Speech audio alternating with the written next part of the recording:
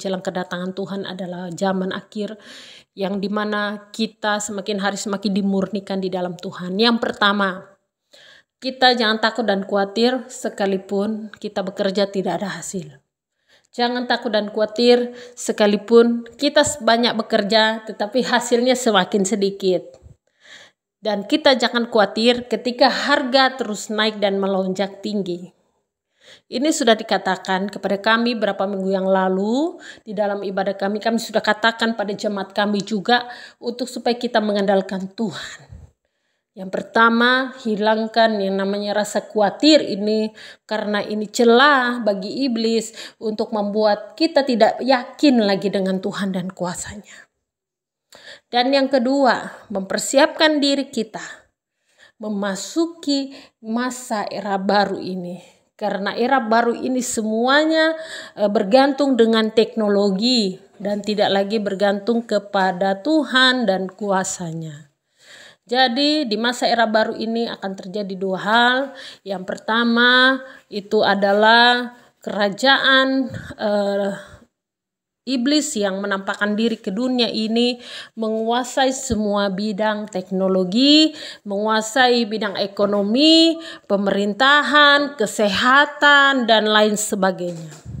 Dan yang kedua, di masa era baru ini, orang-orang yang sungguh-sungguh dalam Tuhan akan terus terpelihara. Engkau akan terpelihara dengan baik karena engkau memiliki hubungan pribadi dengan kerajaan surga.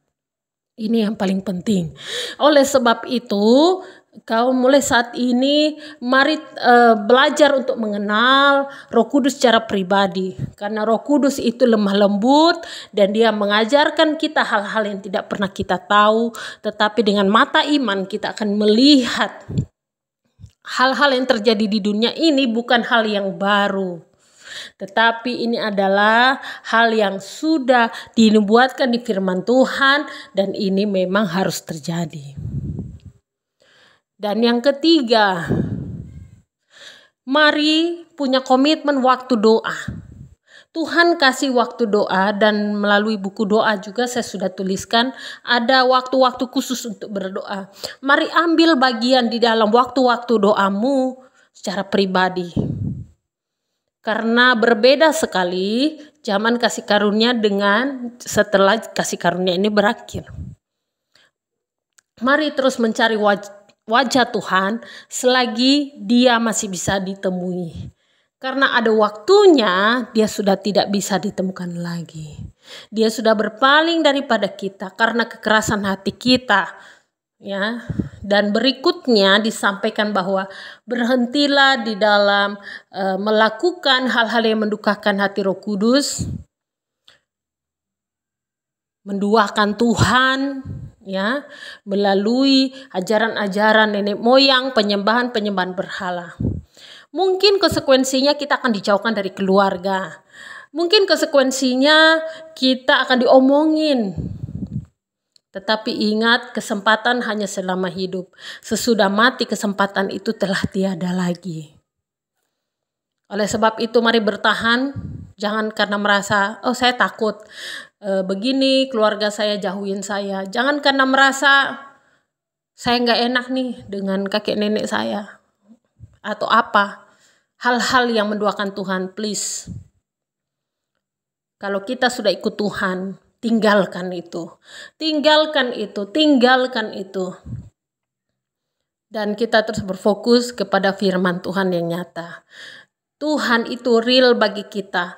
Tetapi kadang kita menjadikan Tuhan itu seperti patung dalam hidup kita. Atau boneka yang bisa menuruti keinginan kita.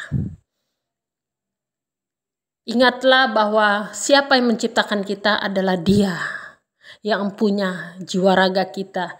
Dia yang berfirman daripada awalnya hidup di dunia ini sampai berakhirnya. Dia sudah tahu tentang hidup kita. Oleh sebab itu, mari selagi masih ada waktu, kejar terus firman Tuhan. Mari selagi ada waktu penyembahan, menyembahlah Tuhan dalam roh dan kebenaran. Selagi masih ada waktumu, mari kita melakukan yang terbaik. Mari kita berlomba-lomba berbuat hal yang baik. Karena ada waktunya kita tidak lagi melakukannya.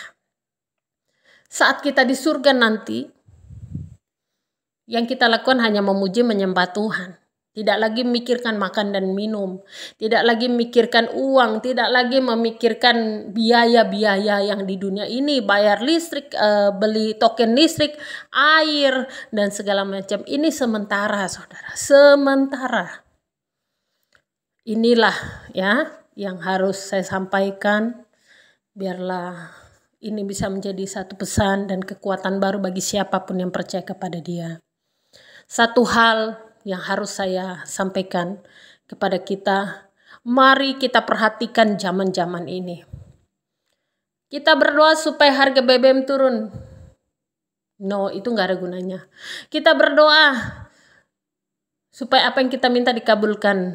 Ada kalanya apa yang kita minta tidak dikabulkan. Jadi kita mengeluh juga nggak ada gunanya. Lebih baik kita berdoa pada Tuhan, biar kehendak Tuhan yang terjadi, kita bertahan di dalam iman. Mari minta kekuatan iman, mari minta kekuatan iman. Karena segala sesuatu di dunia ini akan kita tinggalkan. Berapa lama sih kita nikmati dunia ini? 10 tahun, 20 tahun, 30 tahun, 50 tahun. Habis itu kita tinggalkan. 70 tahun kita hidup, habis itu kita tinggalkan. Tidak ada lagi kita menikmati dunia ini. Sedangkan hidup di surga itu kekal, kekekalan. Jadi kita sekarang berlomba mencari kekekalan. Jangan hanya berlomba di dunia ini mencari pangkat, jabatan, kedudukan, kekayaan, kesuksesan dunia. Mari berlomba untuk kekekalan. Mari kita seimbang dalam hidup ini. Jangan kita hanya mencari dunia saja. Ya, tapi berlombalah untuk kekekalan. Karena ada waktunya ketika Tuhan datang, Dia akan melihat kita sebagai orang-orang benar. Mungkin orang tidak tahu kita suka berdoa.